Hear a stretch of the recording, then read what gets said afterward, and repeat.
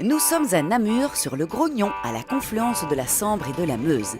Lampe frontale, gilets fluorescents, phare dernière génération, la Nuit du Ravel est une grande première en Belgique qui nous fait redécouvrir sur 2 roues différents sites et attractions touristiques. La Wallonie regorge de sites touristiques et d'attractions, entre autres magnifiques à découvrir. Cette année-ci, c'est la Wallonie à vélo, c'est le thème que la Wallonie a choisi. Et on voulait en fait jumeler les deux, c'est la découverte de tous ces merveilleux sites, la balade en vélo et en plus rajouter la petite cerise sur le gâteau, faire ça la nuit.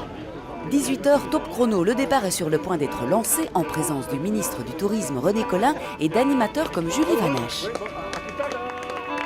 C'est parti Julie, pour l'abbaye de Floreffe, notre première étape qui se mérite. À la force des mollets, nous arrivons chaudement. Le temps d'une petite pause, certains dégustent un jus pressé de fruits de nos régions, d'autres dorment et d'autres admirent le paysage majestueux. Le temps de profiter des derniers rayons du soleil en longeant la Sambre et nous arrivons à Fosse-la-Ville, connue et reconnue pour sa collégiale Saint-Felien. À l'origine d'un ancien monastère fondé par les moines irlandais au 7e siècle, elle fut modifiée et agrandie pour devenir collégiale au 10e siècle. Nos cyclistes de la nuit arrivent. La pluie pointe le bout de son nez, mais le sourire est là pour célébrer la fête nationale avec le grand Jojo.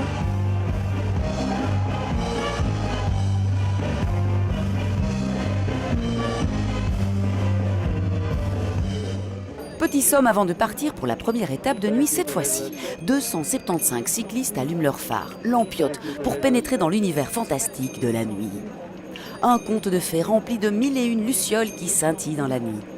Mais en fait, il y a toujours un truc magique la nuit qui fait qu'on se sent un peu comme dans un conte de fées, un truc un peu spécial, intime, qu'on partage. On est moins nombreux que d'habitude, mais il y a peut-être encore plus d'émotions. Une nuit où nous sommes accueillis comme des pèlerins, avec une bonne tartine de fromage odorante, non pas de la bière mais du café. Santé!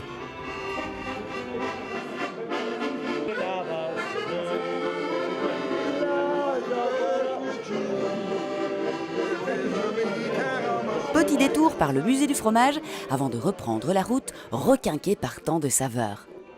Puis, direction nord, Wépion, pour de délicieuses fraises qui poussent sur les coteaux ensoleillés de la vallée de la Meuse.